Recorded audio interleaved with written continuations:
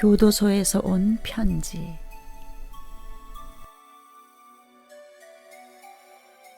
디모데는 복음으로 맺은 나의 아들입니다.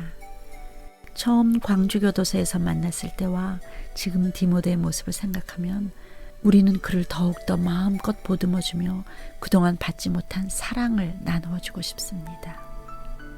디모데를 통해 복음이 어떻게 한 영혼을 변화시키는지를 지켜볼 수 있어서 주님을 더욱 찬양하게 됩니다. 디모데는 기독공보의 기사를 통해 만나게 되었습니다.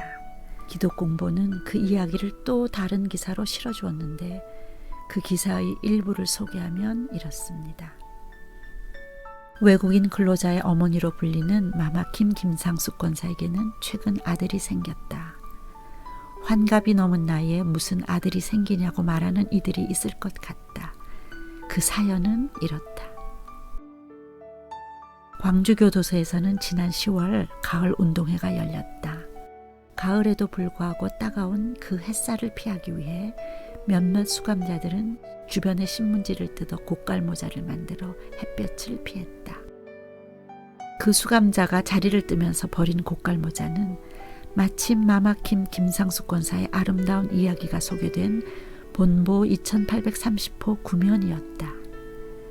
우연히 이 기사를 읽게 된 한 수감자는 김상숙 권사에게 편지를 보내 책을 읽고 싶다고 했고 김 권사는 책을 보낸 후 지인들과 함께 면회를 갔다.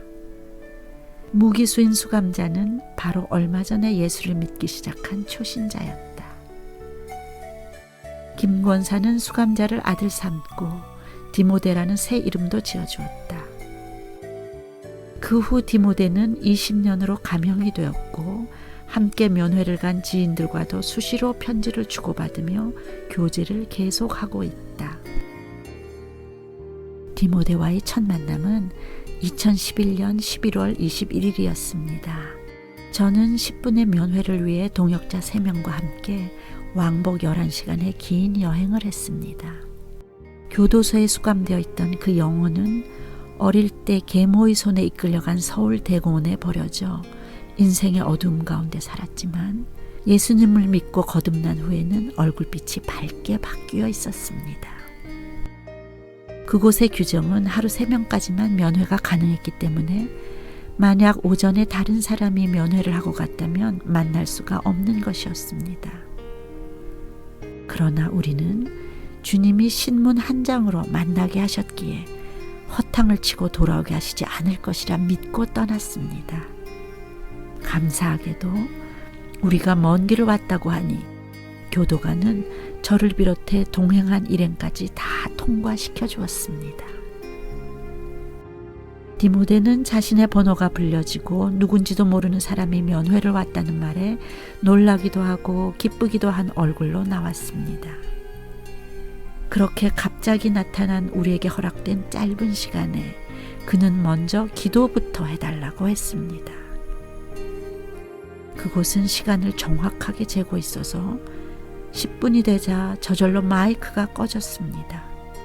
밖에서 기다리던 교도관이 그를 데리고 가니까 금방 나가야만 했습니다.